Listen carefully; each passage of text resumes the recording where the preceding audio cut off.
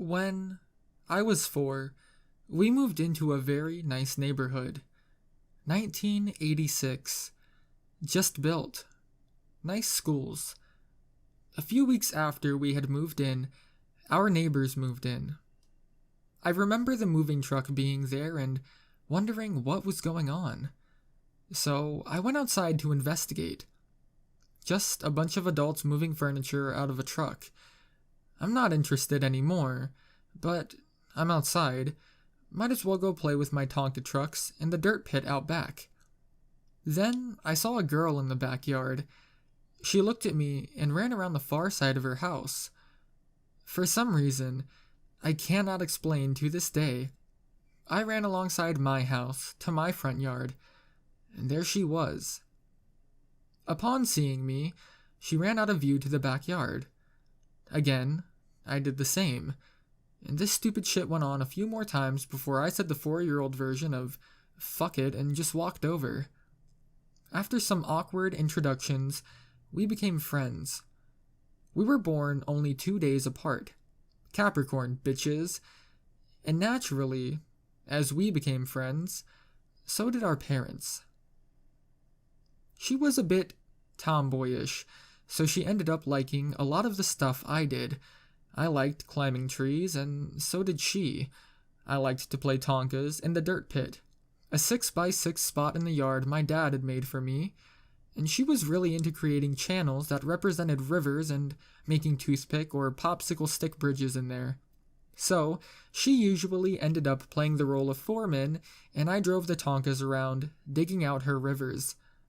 Naturally, we spent more time together than we did with friends of the same sex. I clearly remembered at barbecues or just idle talk between our parents, the running gag was that we were going to marry after high school, and I think the fact that we were friends at such a young age and really enjoyed playing together eased the issue of leaving us alone together. As we got older, the leash that tied us to the house was removed. Around 9, we discovered that over the hill behind our houses existed a forest. Play in the woods was the common phrase. We would spend entire days in there. You can't do shit like that today, though. And in the summer of 91, we discovered something very neat. A clearing of about 2,000 square foot with a large sycamore tree in the center. The floor was covered in ivy, not poison ivy, and over time, this became known as the place. It was also around this time we began to notice each other as more than friends. The winter of 1995, January, it was now customary for our families to celebrate our birthdays together, generally on the day before hers and the day after mine. On her birthday, I brought her to the place. I remember that day clearly. The snowfall had covered the clearing, making the area look pristine. We walked to the tree in the center, and I gave her the first gift I could afford on my own. As dumb, or as corny as it may seem, it was the first Calvin and Hobbes book. She was a huge C&H fan, and I was never good at thinking up thoughtful one-liners, so I just put Happy 13th Birthday, Femanon. I was given a hug as a thank you, and she sat up against the tree, and we began reading together. She was halfway through before the sun had set, and it was impossible to continue. But we didn't leave. We continued to talk for about 20 minutes before falling silent, her head on my shoulder, both of us just enjoying the moment. And then, out of the blue, "Anon, do you like me?" Yes. It was automatic, and I gave it no thought. "I like you too." She looked up at me, and on a cold, January night, under a tree in the middle of a forest, we had our first kiss. It seems that in some women, a crazy switch resides in them, and at an unknown point in their lives, that switch flips to on. Such was the case with my mother. It started with yelling and arguing, then closet alcoholism, and soon, Men I had never met before started coming home with her when my dad was at work. This went on until the summer of 1996, and that's when the term divorce became a regular part of my parents' vocabulary. It was very ugly, but in the end, my mother won custody of me and got the house, and pretty much everything else. We started our sophomore year together, but after a month, I was told we were moving. My mom wouldn't tell me where, or give me an address, thinking I would give this info to my father, which he would get anyway through the courts, but at 16, I didn't know how that shit worked. I wanted to give Femanon that info so we could remain in contact. Remember, it's 1996. No Facebook, and internet was still a foreign thing to us.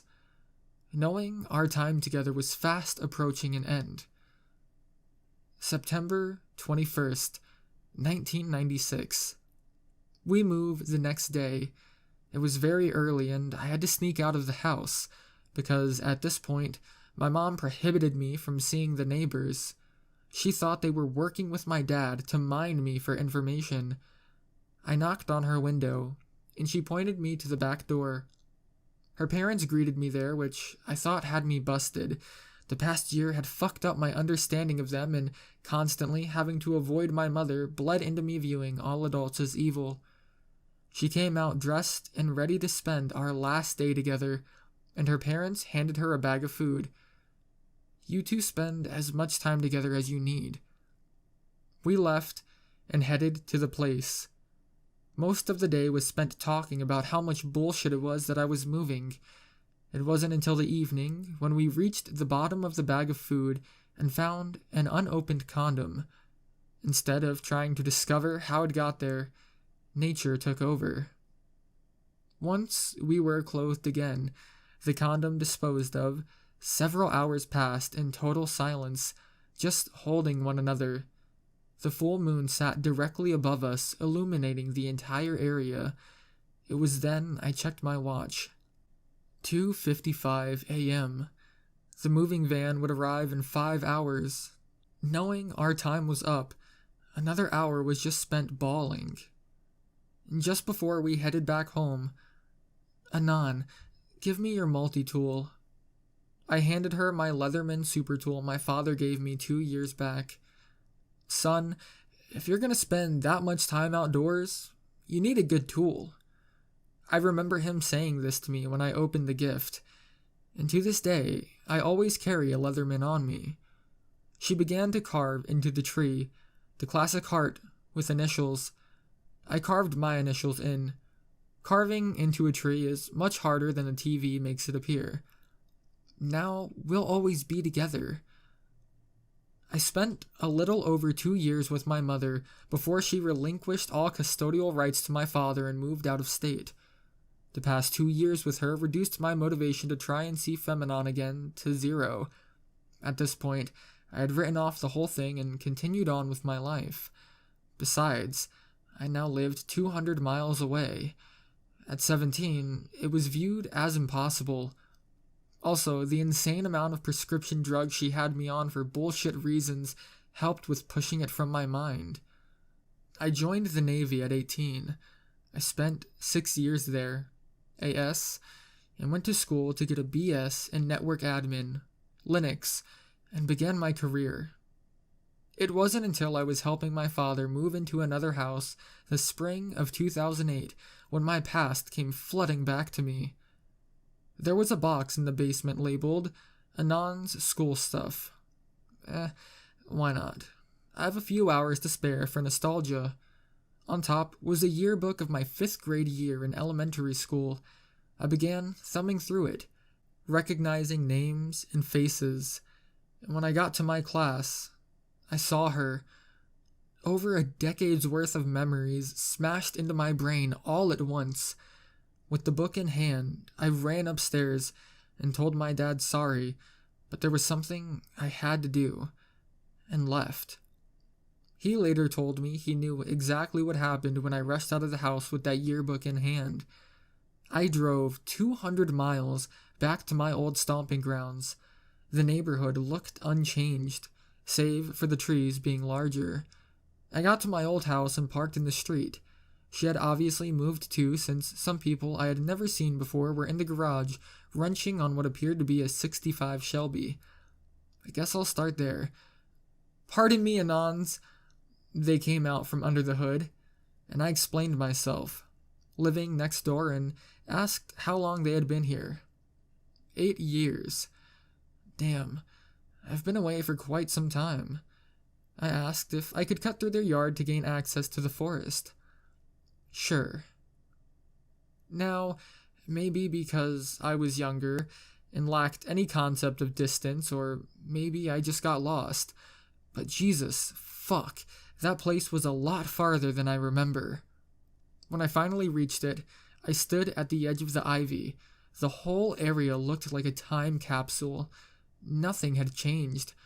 I proceeded towards the tree, and when I found the carving, I let out an audible, "No way." Someone had retouched the carving. It still looked as though it were carved within the past few months, and below it were tally marks that counted up to 12. 12! That's how many years since I'd moved. After an hour of bawling, I returned my car, thanked the homeowner, and just as I was getting to my car, "Hey buddy, hold on. Not sure if this means anything to you, but I was thinking, only 2 people have cut through my yard to get to that forest back there, you being one. Now, I don't know about the other one, but for the first 3 years I've been here, every early January, I'd find footprints in the snow leading into and out of the woods. Thank you, sir. You've done more help than you could possibly understand." I returned early the next morning to help my father move and began my wait. Now, I had 3 dates to choose from: my birthday, the day after my birthday, and her birthday. To maximize my chances of being right, I started on my birthday. Now, I couldn't go back to Shelby Rebuild's house and ask to camp outside his house waiting. Besides, what he told me meant she no longer used his yard as access to the woods. The only other point of access was a park a mile away on the opposite side. The day before my birthday, I went to the park and checked the tree, just as a dry run. Holy fuck, walking a mile through thick forest and the goddamn snow takes 4 fucking ever, and thank God for GPS. There was no way I would have found it starting from the park. I was fully committed to this. To make sure I didn't miss a damn thing, I was going to stay overnight each night at the park, using its camping facilities for showering and whatnot. First 3 days, and nothing. I was extremely bored, and by day 3, was pretty much on the verge of saying fuck this noise, as my patience had run out. And then a car pulled up with a single female in it. She got out and walked into the woods. I was unable to confirm who it was, though, because some fat fuck was in my line of sight. All I knew was female, in a woods, and like a creepy rapist, I followed.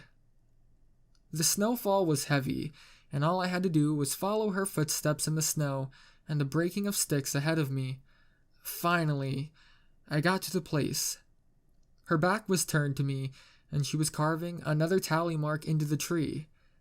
I stood at the edge of the clearing, which put me about 40 feet from her, and waited.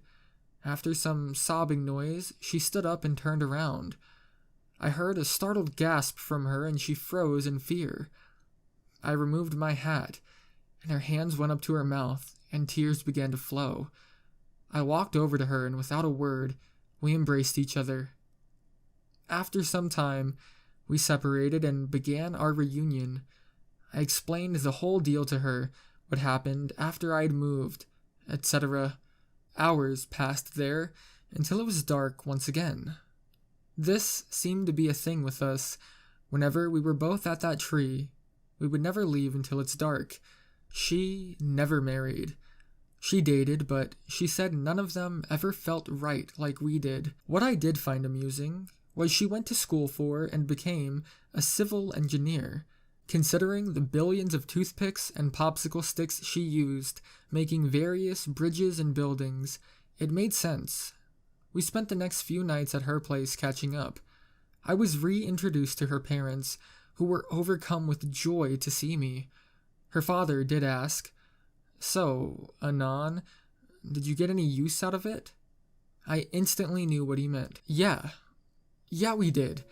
And I must say, where other parents would be dicks about the entire thing, you two understood what had formed over those 10 years and encouraged it. When she re-met my father, for the first time in my life, I saw him cry. It was rather awkward, but he was seeing the past my mother had stolen from me. A few months later, I proposed to her. Again, at the tree. Where else would be appropriate at this point? For a brief moment, we thought of having the wedding at that place, but quickly realized the logistical nightmare of moving 20 to 50 well-dressed people through a mile of thick brush.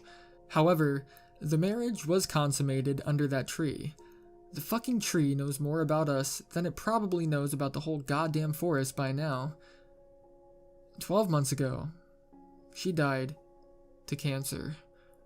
Shortly before she died, I was given a gift and given strict instruction to not open it until my birthday. Her ashes were, obviously, spread around the tree, and the wedding and engagement ring were fitted over a young branch. Over time, the branch will grow and absorb them.